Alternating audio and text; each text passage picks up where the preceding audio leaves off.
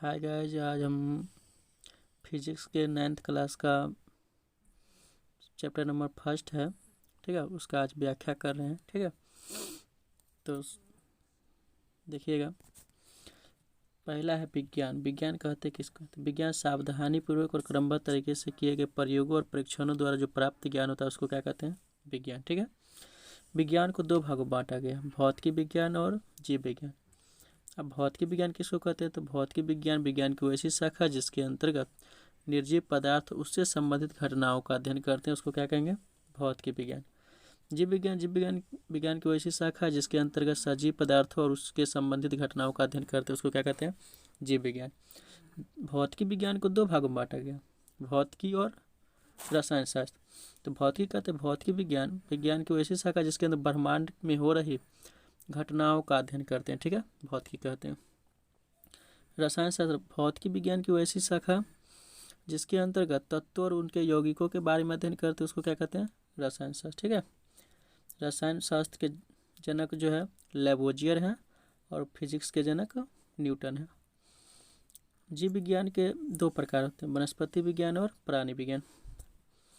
वैज्ञानिकों के काम करने के 5 अंग, ठीक है, यानी वैज्ञानिकों के काम करने के 5 अंग। देखते हैं कौन कौन है।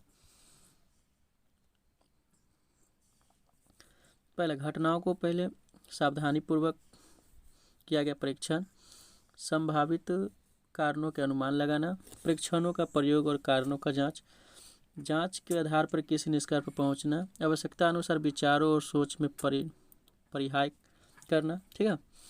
किसी राशि के परिणाम को पूर्ण विवरण के लिए 2 बातों का ज्ञान होना चाहिए। पहला, एक मात्रक जिसमें राशि को व्यक्त किया गया है, एक संख्यांक जो बताता है कि दी गई राशि में वह मात्रक कितनी बार आया। ये 2 बातें हैं, ठीक है। अब जीव विज्ञान में है वनस्पति विज्ञान। वनस्पति विज्ञान कहते हैं किसको है? जिसमें पेड़ पौधों का अध्ययन किया जाता है उसे वनस्पति विज्ञान कहते हैं। इसके जनक थियोफ्रेस्टस है। और प्राणी विज्ञान जिसमें जीव जंतुओं के बारे में अध्ययन करते हैं उसको क्या कहते हैं? प्राणी विज्ञान। इसके जनक कौन है? अरस्तु है, ठीक है। जीव विज्ञान के जनक अरस्तु है, इनका भी जनक अरस्तु है। भौतिक राशि भौतिक के नियमों को जिन पदों में व्यक्त करते हैं उसे भौतिक राशि कहते हैं, जैसे लंबाई, द्रव्यमान, बल, ये सब है। भौतिक राशि 2 प्रकार का, आधारी राशि और व्युत्पन्न राशि। आधारी राशि वे राशि जो स्वतंत्र मानी जाती है उसको क्या कहेंगे? आधारी राशि। लंबाई, द्रव्यमान, समय, ठीक है। व्युत्पन्न राशि वे राशि हैं जो आधारी राशि के पदों में व्यक्त किए जाते हैं, उसको क्या कहेंगे? व्युत्पन्न राशि। क्षेत्रफल, आयतन, काल, ये सब क्या हो सब। आधारी राशि की संख्या 7 होते हैं। मात्रक 2 प्रकार के होते हैं, आधारी मात्रक और व्युत्पन्न मात्रक। आगे देखते हैं। आधारी मात्रक वे हैं जो मात्रक पर निर्भर नहीं करते हैं, ठीक है। व्युत्पन्न मात्रक वे मात्रक जो आधारी मात्रक पर निर्भर करते हैं उसे व्युत्पन्न मात्रक कहते हैं। मात्रकों की पद्धति सभी राशियों के मात्रकों के समूह को मात्रक क्या कहते हैं? पद्धति। सभी राशियों के मात्रकों के समूह को क्या कहते हैं? मात्रकों की पद्धति। अब देखिए फुट, पाउंड, सेकंड। फुट, अब देखिए वैसा पद्धति जिसमें लंबाई का मात्रक फुट हो, द्रव्यमान का मात्रक पाउंड हो, समय का मात्रक सेकंड, उसको क्या कहेंगे? Foot, pound, second. इसको संकेत में क्या कहते हैं?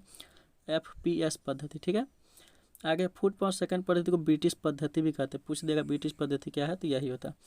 अगला है पद्धति है सेंटीग्राम सेकंड पद्धति। कहता है इस पद्धति के अनुसार लंबाई का मात्रक सेंटीमीटर, द्रव्यमान का मात्रक ग्राम, समय का मात्रक सेकंड होता है। सेंटीमीटर, ग्राम, सेकंड पद्धति का इसको संक्षेप में CGS पद्धति भी कहते हैं, ठीक है। उसके बाद आया मीटर किलोग्राम पद्धति। ये धीरे धीरे विकास हुआ इस सब का पद्धति, ठीक है। अभी यही चल रहा है मीटर ग्राम पद्धति। वैसे भी जिसमें लंबाई का मात्रक मीटर है, द्रव्यमान का मात्रक किलोग्राम है, समय का मात्रक सेकंड है, उसको क्या कहेंगे? मीटर किलोग्राम सेकंड पद्धति। इसको संक्षेप में MKS पद्धति भी कहते हैं। अक्टूबर 1960 में पेरिस के निकट सवेर नामक स्थान पर 11वें तौल एवं माप सम्मेलन में लंबी चर्चाओं के बाद अंतर्राष्ट्रीय पद्धति का आविर्भाव हुआ, ठीक है। आगे देखते हैं। अब देखिए इस समय में 6 आधारी मात्रक लगाए गए, ठीक है। 1970 में 14वें तौल एवं माप महासम्मेलन में साथ में आधारी मात्रक मॉल को जोड़ा गया, ठीक है, जिसका फुल फॉर्म होता है इंटरनेशनल डी यूनिट, ठीक है। SI का फुल फॉर्म होता है।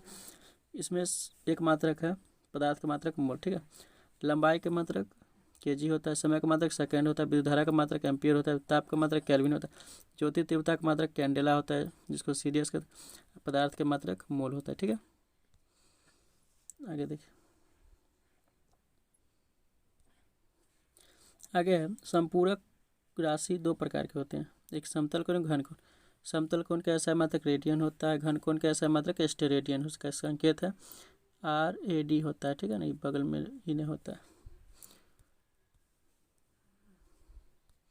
उसके बाद इसको पढ़िए, hexa peta tera giga mega kilo hecto deca deci centi milli micro nano pico femto atto. इसको याद करने का तरीका है कि 10 पे पावर 18, उसके बाद क्या है हेक्सा का मान, पेटा का मान 10 पे पावर 15, यानी 3 घट रहा है। ठीक है, नीचे आइएगा तो यहाँ पे देखिए हेक्टो पर 10 पे पावर 3 है, किलो पर 10 पे पावर 3 होबे करता है, मीटर में होता है, डेका 10 पे पावर 1 है, सेंटी 10 पे पावर -2 है, मिली 10 पे पावर -3 है। ठीक है, अब देखिए यहाँ 3 बढ़ते जा रहा है, माइनस में बढ़ेगा। ठीक है,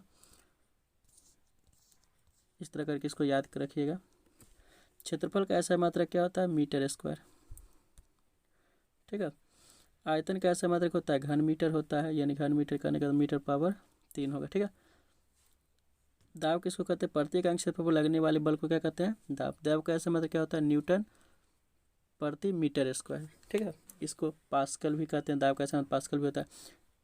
1 ATP यानी 1 एटमॉस्फेयर बड़ा होता है 1.013 गुने 10⁻⁻, यानी प्लस में 5 पास्कल होता है। ठीक है ना, या इसी को हम लोग 10 पर पावर 5 पास्कल पढ़ते। ठीक है, CGS पद्धति में ऊष्मा का मात्रक कैलोरी होता है, 1 कैलोरी बराबर 4.186 जूल होता है, या 4.2 जूल इसको लिखते हैं संकेत में। ठीक है, 1 किलो कैलोरी कहेगा तो 1000 से गुना कर दीजिएगा। ठीक है, प्रकाश किसको कहते हैं, तो एक वर्ष में प्रकाश द्वारा तय की गई दूरी को क्या कहते हैं, प्रकाश वर्ष कहते हैं। ठीक है, घनत्व मास बट्टा वॉल्यूम होता है फार्मूला। ठीक है, मास बट्टा वॉल्यूम।